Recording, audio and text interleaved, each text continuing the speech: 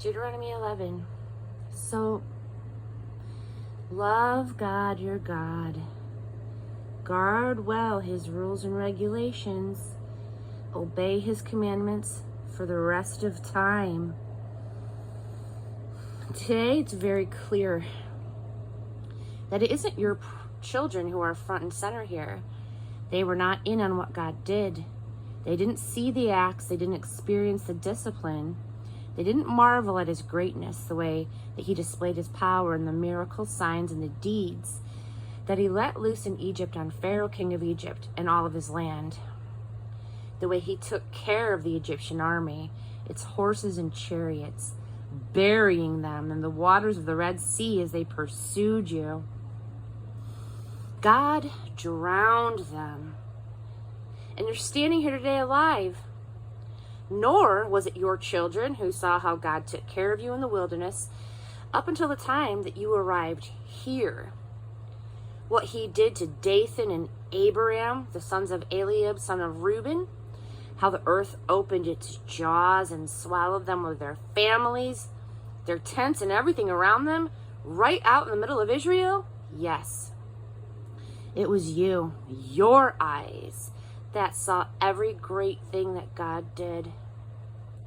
So, it is you who are in charge of keeping the entire commandment that I command you today, so that you'll have the strength to invade and possess the land that you are crossing the river to make your own.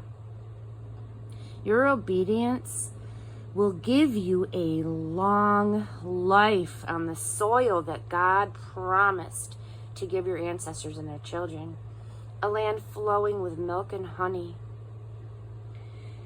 The land that you're entering to take up ownership isn't like Egypt, the land that you left, where you had to plant your own seed and water it yourselves as in a vegetable garden. But the land that you are about to cross the river and take for your own is a land of mountains and valleys. It drinks water that rains from the sky. It is a land that God, your God, personally tends. He's the gardener. He alone keeps his eye on it all year long. From now on, if you listen obediently to the commandments that I'm commanding you today, love God, your God, and serve him with everything that you have within you, well then he'll take charge of sending the rain at the right time, both autumn and spring rain, so that you'll be able to harvest your grain, your grapes, and your olives. He'll make sure that there's plenty of grass for your animals. You'll have plenty to eat. But be vigilant, lest you be seduced away and end up serving and worshiping other gods, and God erupts in anger and shuts down heaven so that there's no rain and nothing grows in the fields, and in no time at all, you're starved out. Not a trace of you left on the good land that God is giving you. Place these words on your hearts. Get them deep inside of you. Tie them on your hands and foreheads as a reminder. Teach them to your children. Talk about them wherever you are, sitting at home or walking in the street. Talk about them from the time you get up in the morning until you fall into bed at night.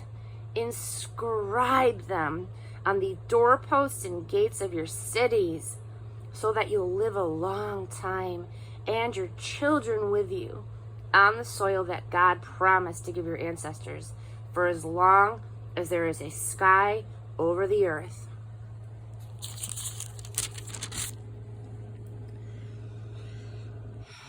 That's right. If you diligently keep all this commandment that I command you to obey, to love God your God and do what he tells you and stick close to him, then God on his part, he will drive out all of these nations that stand in your way. Yes, he'll drive out nations much bigger and stronger than you. Every square inch on which you place your foot will be yours. Your borders will stretch from the wilderness to the mountains of Lebanon, from the Euphrates River to the Mediterranean Sea. No one will be able to stand in your way. Everywhere you go, God-sent fear and trembling will precede you, just as he promised.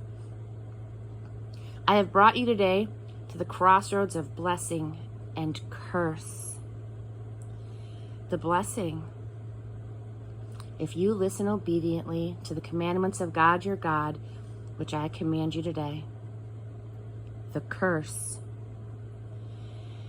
if you don't pay attention to the commandments of God your God, but leave the road that I command you today, following other gods of which you know nothing. Here's what comes next. When God, your God, brings you into the land that you are going into to make your own, you are going to give out the blessing from Mount Gerizim and the curse from Mount Ebal. After you cross the Jordan River, follow the road to the west through Canaanite settlements and the valley near Jigel and the oaks of Moreh. You're crossing the Jordan River to invade and take the land that God your God is giving you. Be vigilant. Observe all of the regulations and rules that I am setting before you today.